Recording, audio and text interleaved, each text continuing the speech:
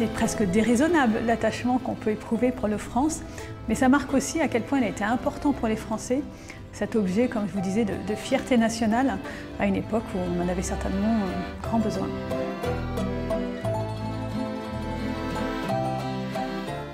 C'est totalement incroyable. Dès qu'on parle du paquebot France, au Havre, déjà vous avez quantité de personnes qui ont un souvenir personnel à raconter, un souvenir d'enfance souvent.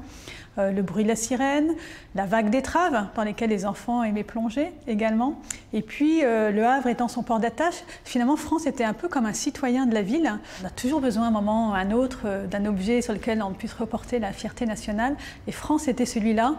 Et l'abandon ou disons le désarmement du navire a été vécu comme un traumatisme par tous ceux qui le connaissaient.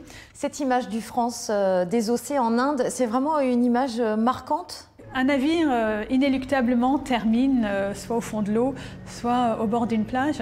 Mais c'est vrai que c'est toujours très impressionnant de voir un si bel objet, qui est à la fois un objet technologique, un objet artistique aussi, hein, si on considère tous les décors qui pouvaient être à bord, se faire démanteler petit bout par petit bout sur une plage lointaine.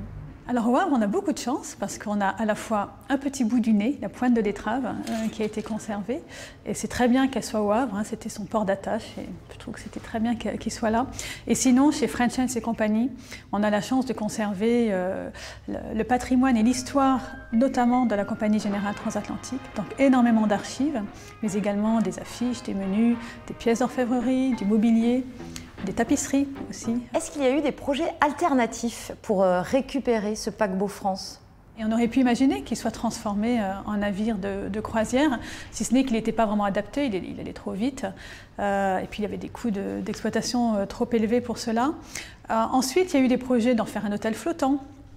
Mais là également, un navire qui reste à quai, c'est très compliqué à maintenir en état. Et il faut faire fonctionner les machines régulièrement, il faut l'entretenir. Donc ce n'est pas nécessairement une solution financière très viable non plus. Et ensuite, bien plus tard, il a été question peut-être d'en faire un musée également ou un casino. Mais là également, les contraintes techniques sont vraiment très importantes pour un navire. Pourquoi, selon vous, il y a toujours autant de monde autour de vos expositions temporaires ?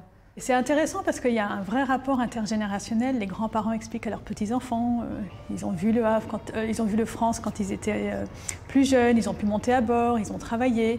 Et donc il y a vraiment une transmission qui est assez étonnante. L'objectif à terme, c'est qu'on ait un lieu ici au Havre pour raconter cette histoire maritime et portuaire, mais à la fois de la ville, mais aussi de la France. Il y a eu France comme paquebot, mais il y a eu Normandie précédemment.